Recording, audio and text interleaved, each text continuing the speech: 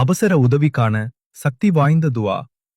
நாம் கடுமையான சோதனையிலும் மன அழுத்தத்திலும் சிக்கிக்கொண்டால் ஒரே ஒரு துவா இருந்தால் போதும்.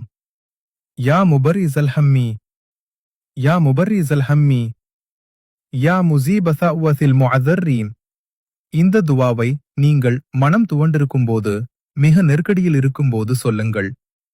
அல்லாஹ் உங்கள் அழைப்பை தவறவிட மாட்டான். அல்லாஹ் உங்கள் சோகங்களை மாற்றி சாந்தியும் உதவியும் தருவான். இன்ஷா அல்லாஹ்.